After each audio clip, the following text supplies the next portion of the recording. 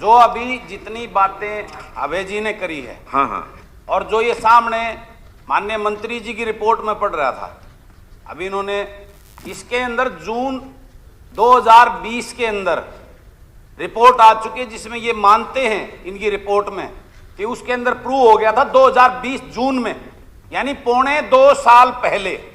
और ये कल परसों का जो ये अखबार ये है, कल ये उसका करनाल का तहसीलदार, परसों डीटीपी, और दोनों के मिली भगत का पूरा खेल, यानी 2.25 साल। मैं ज्यादातर पूरे डेटा जो है ना मेरे से पूर्व सदस्य साथियों ने बता दिया कितना कहां करीबन 65-70 हजार रजिस्ट्रियां हुई। मैं तो एक बात पूछना चाहता हूं सदन के माध्यम से, माननीय मंत्री जी ने ये अपनी उसके अंदर मानते हैं, लिखा है कि जून 2020 के अंदर उन्होंने उनके पास ये रिपोर्ट आ गई थी कि इसमें अनियमितताएं बरती जा रही है, 7A के तहत गलत रजिस्ट्रियां हो रही हैं।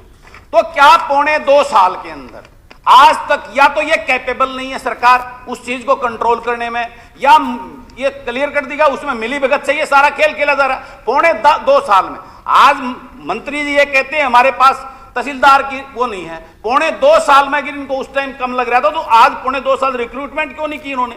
ये कोई जवाब थोड़ा ना इस चीज को देने का।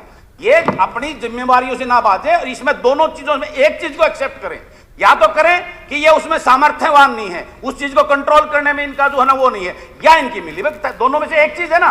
क्यों मैं सदन से पूछना चाहता हूं आपके माध्यम से, भाई ये चीज इस बात का जवाब दें। अब ये इनकी रिटर्न रिपोर्ट है, मेरी नहीं है।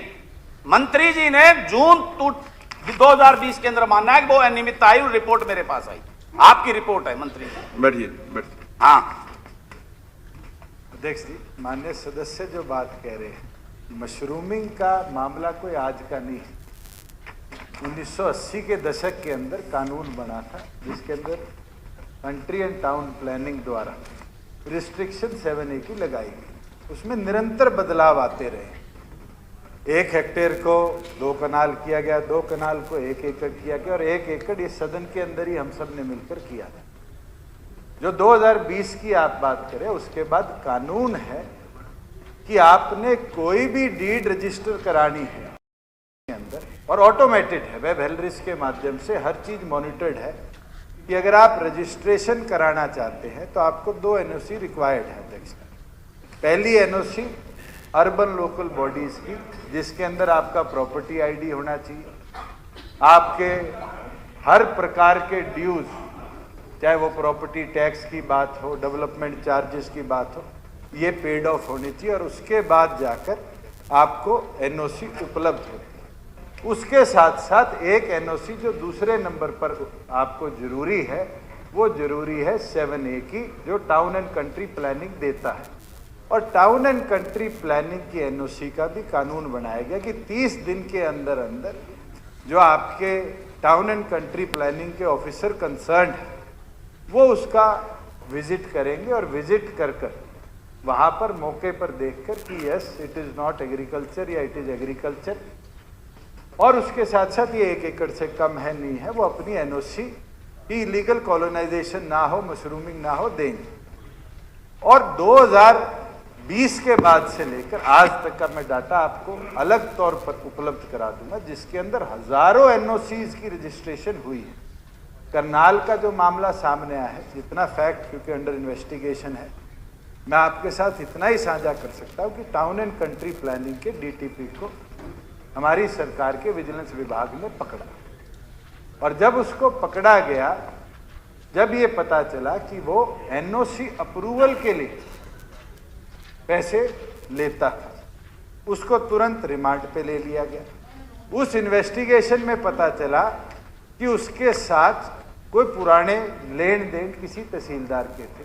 कल उसको भी विजिलेंस की टीम ने अरेस्ट कर लिया, और साथ में जितने और कंसर्न लोग इस नेक्सस में थे उनको भी विजिलेंस अपनी कार्रवाई के तहत अरेस्ट कर रही है, और सख्त से सख्त कार्रवाई जो CRPC के माध्यम से होती है इन अधिकारियों के विरुद्ध हम करते हैं।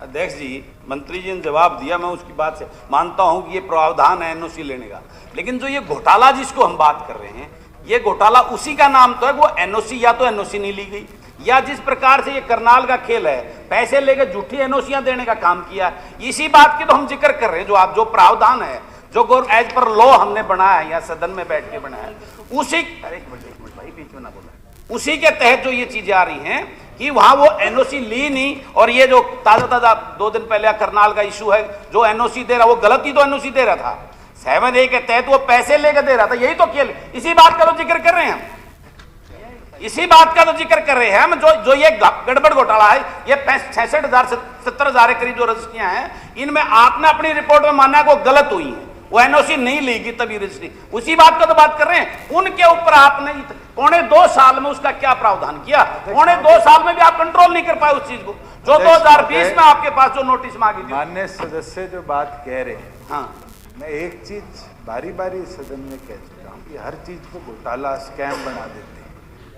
सरकार को कहीं इरेगुलरिटी मिली, सरकार ने उस इरेगुलरिटी को पकड़ा और स्ट्रिक्ट से स्ट्रिक्ट एक्शन उसके विरुद्ध ली है। क्या इतिहास में कभी टाउन एंड कंट्री प्लानिंग की एनओसी ली जाती थी? नहीं ली जाती थी। ये प्रोविजन हमारी सरकार ने करने का काम किया। उसके अंदर भी अगर कोई इरेगुलरिटी करता मिला तो क्या हमारी सरकार ने उसको बख्शा? नहीं बख्शा, उसको तुरंत अरेस्ट किया, उस नेक्सस में जुड़े लोगों को अरेस्ट करने का काम किया। जहां पहले एनओसी नीड प्रायोरिटी के तौर पर यूएलबी से ली जाती थी और वहां पर irregularity town and country planning की एनओसी की मिली, क्या हमारी सरकार ने किसी को बख्शा?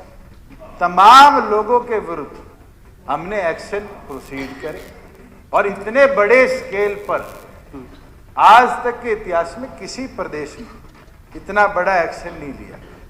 अगर हमारी सरकार नेक नियत के साथ काम कर रही है और इस पूरे प्रोसेस को सिंप्लीफाई क्लीन अप करने का काम करी, तो आपको अप्रिशिएट करना चाहिए कि यस, पिछले 2 सालों में आपका जो डीड्स की सेल डीड्स का रेवेन्यू है, रजिस्ट्रेशन ऑफ डीड्स का रेवेन्यू है, वो मल्टीप्लाई हुआ है। आप डाटा चाहते हैं ईयर वाइज, एक एक चीज का 14 अलग अलग तरह की रजिस्ट्रियां होती हैं। आप जो बात कर रहे हैं वो केवल मात्र एक लैंड रजिस्ट्रेशन की बात नहीं, आज लीज डीड भी होती है, विद इन फैमिली रजिस्ट्रेशन भी होती है, आपकी कमर्शियल एक्टिविटी जब आप करते हैं उसकी रजिस्ट्रेशन भी होती है, जिसमें अनियमित आएगी, हम उसकी बात कर रहे हैं। जिस सिंपल पॉइंट पे आ रहे हैं उसके ऊपर सरकार ने अपनी तरफ से सख्त से कार्रवाई करी और मैं दोबारा सदन में बोल देता हूं, जो दोषी है उसको बख्शा नहीं जाएगा। चलो बहुत बढ़िया, मैं उम्मीद करता हूं, लेकिन इसको क्लोज करने का जो बिल्कुल पूरी तरह ये टारगेट 2024 रखा है क्या आपने इसको पूरी तरह वो करने का? 2 साल तो हो गए, 2024 में इसको क्लोज करोगे क्या? जो पूर्ण रूप से